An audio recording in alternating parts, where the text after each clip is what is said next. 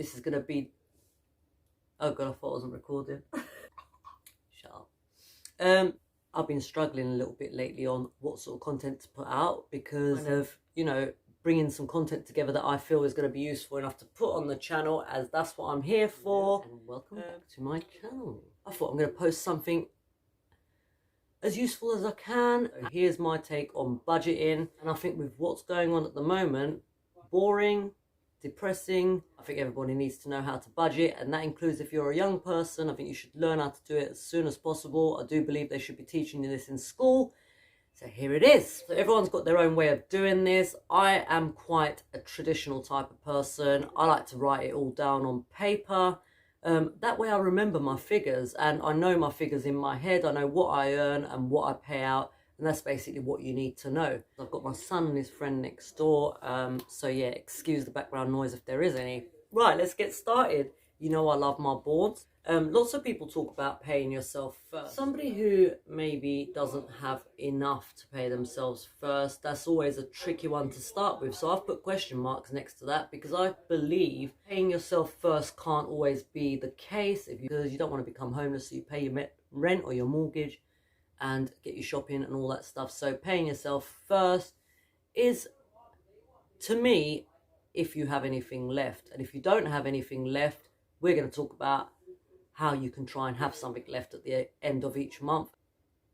The first thing we always talk about is what your goals are. So basically, whether you want to buy something, like have a big purchase, whether you're living in rent, you need to buy a house, you might want to buy a car, you might want to go on holiday, you might want to start a business, you might be concentrating on an early retirement.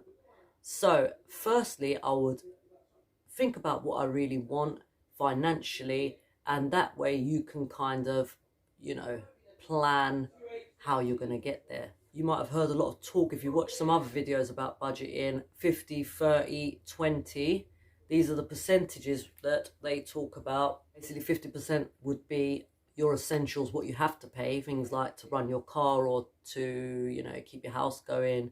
That's mortgage, rent, all those things that you cannot avoid paying. 30% would be what you want, saving up for a holiday. Stop waffling. And then the 20% left over should be savings and investments, things that are going to get you further in life. That might be investing in yourself or investing in your business or whatever, putting money back into something that's going to make you more money. I always use the zero-based budget. You might have heard people talk about this as well. That means that you need to count every penny and all the pennies that are going out. Sounds getting loud. So what we need to do is, I do this by hand. I draw out a little sheet. I do one for my expenses, I do one for my income, and I do one for my debts, if you have any debts, that is. So you need 3 different sheets for this if you're going to do it the way I do it.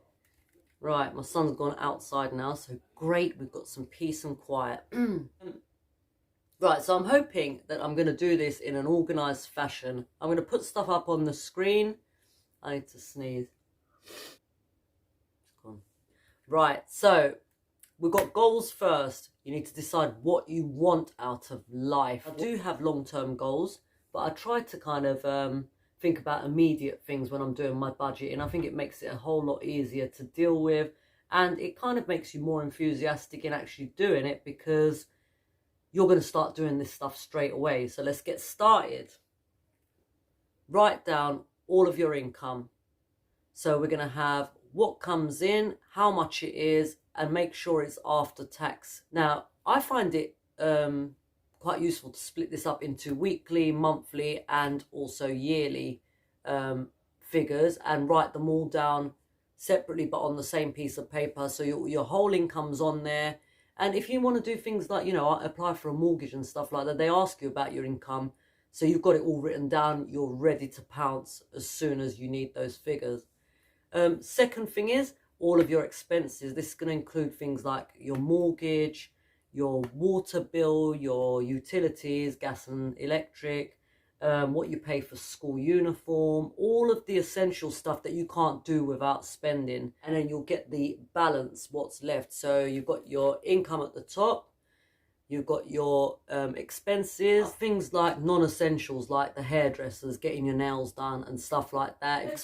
Expenses I find quite fun because you can control these expenses. They're not like your bills. They don't have to come out. You know, if you don't get your nails done this month, you've saved 30 quid, 40 quid, whatever it is. And you can allocate that payment to something else that you need more. Do a separate sheet with just my debts.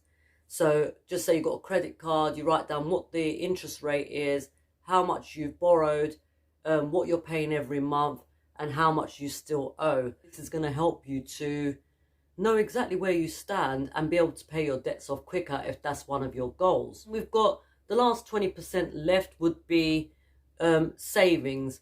Obviously, it's important to have savings. Spend on emergencies. Even if you're not saving, you've got a little extra left in the account at the end of each month to ensure that you don't have to borrow money to buy an appliance or something. If you've done all your budget sheets and you're disappointed, you need to look at why and what you can change. The first thing you need to look at, if this is the situation you're in, is there a way you can make more money? You could get an extra job, whatever. That's going to be your call.